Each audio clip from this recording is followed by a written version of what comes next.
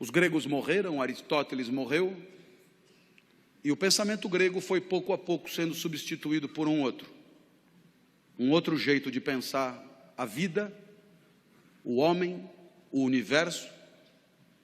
E esse outro jeito também tinha um grande líder, um grande mestre espiritual, chamado Jesus. Jesus nasceu em Nazaré, 350 anos depois de Aristóteles. Aristóteles, você sabe, era grego, estudou na academia de Platão. Jesus era judeu e se formou no judaísmo. Aristóteles tornou-se um subversivo na academia. Jesus tornou-se um subversivo no judaísmo. Jesus disse coisas que ninguém tinha dito antes. E Jesus, grande sábio que era, respondeu à nossa pergunta: o que a vida tem que ter para valer a pena? E a resposta de Jesus é impactante até hoje. Por mais que vivamos numa sociedade de cultura cristã, a resposta de Jesus, quando anunciada com clareza, produz extraordinário impacto nos espíritos de quem ouve. O filé mignon da vida, a vida que de fato vale a pena, é a vida assumidamente dedicada ao outro. Isso é absolutamente incrível, sobretudo para nós, acostumados a ouvir que o sucesso da nossa vida tem a ver com o nosso próprio ganho, com a nossa própria riqueza, com o nosso próprio conforto, com o nosso próprio poder. Jesus dirá mais ou menos o contrário. O filé mignon da vida, aquilo que fará de você um vivente feliz, é a entrega, é proporcionar, é alavancar, é permitir que o outro viva melhor do que viveria se você não existisse, é permitir que o outro sorria o sorriso que, se você não fosse, ele não sorriria, é permitir que o outro sinta a alegria que, se você não estivesse, ele não sentiria. E aí sim, você terá vivido vida boa, vida que valeu a pena. Lição de Jesus. Bem, os exemplos podem ir ao infinito. Basta que alguém que você ame fique doente, para que você gaste num único cheque tudo que tinha guardado para si. E aí você descobre rápido o que vale mesmo na hora de viver. A minha filha Natália é a mais nova dos meus filhos, tem 13 anos hoje. Quando tinha 4, foi acometida de gravíssima doença, rara no Ocidente. Síndrome de Kawasaki, um vírus letal. Funciona mais ou menos assim. Esse vírus só aparece em crianças de 4 a 6 anos. Esse vírus, se desincubar, mata a criança na hora. Mas tem uma vantagem: se ele não desincubar por 2 anos, ele acaba morrendo, e a criança está definitivamente curada. 2 anos só, 2 anos esperando. Eu olhava para minha filha na UTI e eu me dizia: por que não troca? Eu fico no lugar. A vantagem é óbvia.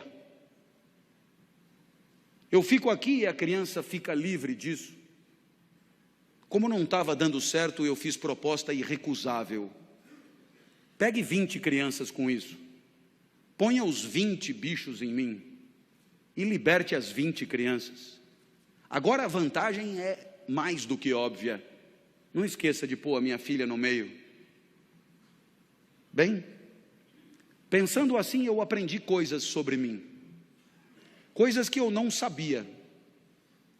Eu aprendi que para mim a vida não era o bem de maior valor.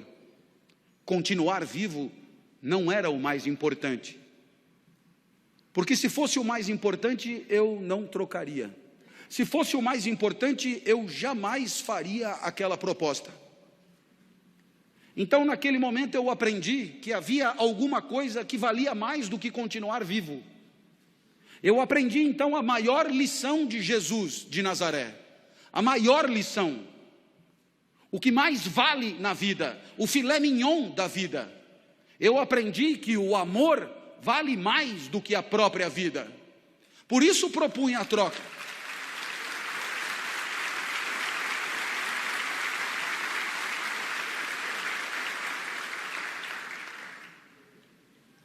Mas é claro que por onde você andar, você encontrará o mesmo fenômeno.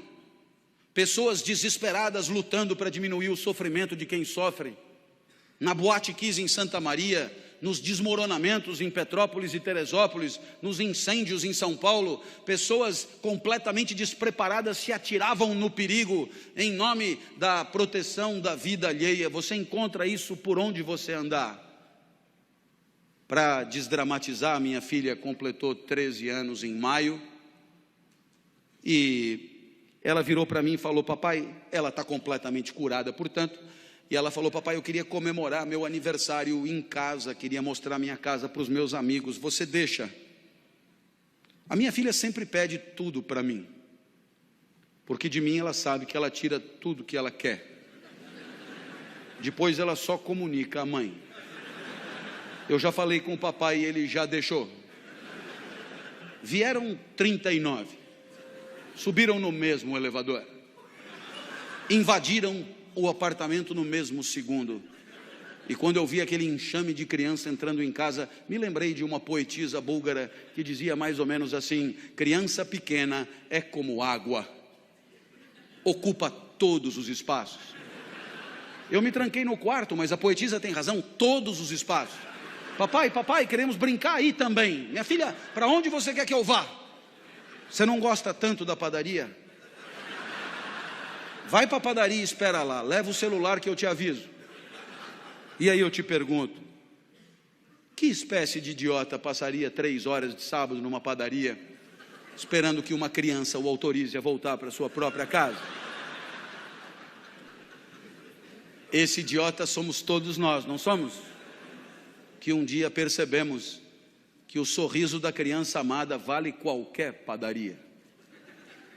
Minha filha me autorizou a voltar, e quando eu cheguei em casa, porque ela é muito legal, ela virou para mim e disse: papai, muito obrigado por ter deixado, eu me diverti muito. Eu sou emotivo, rapidamente as lágrimas brotam, e ela continuou então inapelável. Eu queria te dizer mais uma coisa. Eu adoro ser sua filha. Nossa, eu para ouvir aquilo passaria uma semana na padaria.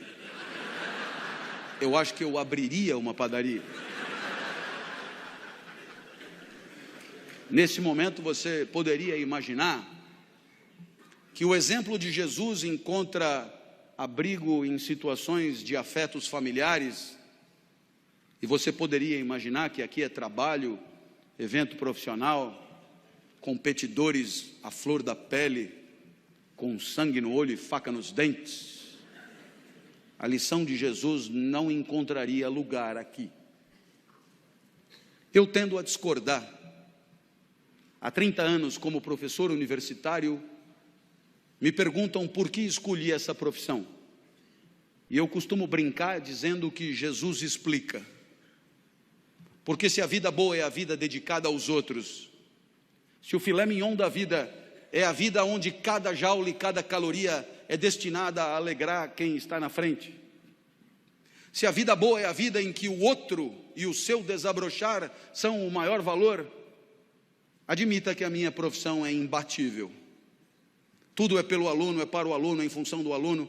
É o aluno que aprende, é o aluno que se forma, é o aluno que se capacita, é o aluno que se prepara, é o aluno que se posiciona no mercado, é o aluno que volta para você depois que está trabalhando para continuar estudando. Tudo é por ele, cada aula preparada, cada livro escrito, cada ensinamento dado é para que ele possa pensar melhor e viver melhor. Nada volta, nem salário tem. É evidente que é pelo aluno. Mas eu falo do professor a título de exemplo.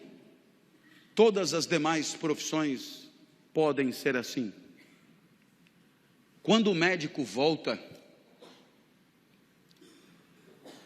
para casa à tarde e às 4 da manhã é acordado, ao se levantar, ele talvez ganhe mais do que o professor, mas não é por causa disso que ele levanta. Nem ele, nem o dentista, nem o advogado, nem o psicólogo, nem ninguém. E aí eu costumo dizer, disse até uma vez num evento de mídia que depois na internet atravessou o país, que trabalhar é quebrar o galho de alguém. Trabalhar é quebrar o galho de alguém com conhecimento de causa. Trabalhar é quebrar o galho de alguém com formação. Trabalhar é quebrar o galho de alguém com método, com expertise, com protocolo. Mas trabalhar é, antes de tudo, quebrar o galho de alguém. Feliz daquele que consegue enxergar na alegria do outro o resultado das suas ações, do seu investimento, da sua dedicação e do seu empenho. E é evidente que alguém como você, que trabalha com um valor maior de felicidade, que é a segurança, é evidente que alguém como você tem claro no seu espírito que se você se empenha por progredir, por ampliar seus negócios, por servir ao maior número de pessoas, muito antes do que pensar no próprio enriquecimento, muito antes de pensar no próprio acúmulo de recursos, muito antes de pensar na própria fatia de mercado, muito antes de pensar em si, você sabe o quão bem você faz às pessoas que bateram a sua porta. Você sabe o quanto as pessoas confiaram em você para bater a sua porta. Você sabe o quanto as pessoas que não dominam o setor como você domina, confiaram em você para entregar a você a segurança daqueles que ela mais ama, seu maior tesouro, seu bem mais precioso. E você enxerga isso, entende a responsabilidade que é a sua, e sabe que a tua maior responsabilidade não está na simples ampliação dos teus negócios, mas está na proteção daqueles que acreditaram em você, na proteção daqueles que em situação de não defesa, de situação de insegurança, vieram bater a porta e confiaram nos serviços que oferecem. Portanto, você entende que só isso dará a você a dimensão do sentido do trabalho, o sorriso do outro, muitos outros, mas muitos outros, famílias inteiras, enorme quantidade de gente que sorri um pouco mais, por se sentir um pouco mais seguro. Aí está o sentido do seu trabalho. O resto é tabela, números, gráficos, de frieza impiedosa, e que pouco ou nada justificariam o seu empenho extra, a sua dedicação extra, porque é exatamente olhando no olho daqueles que confiam em você, que você se sente importante, e não contribuindo com números frios e porcentagens que nelas mesmas nada querem dizer. Essa é a lição de Jesus de Nazaré. Até porque você um dia vai perceber que não precisa jantar 5 vezes na mesma noite. Jante só 4. Vai fazer bem para você. E você terá gente feliz do lado, gente que não ia comer, te fazendo companhia. Uma homenagem a Jesus, segundo o sábio do nosso encontro.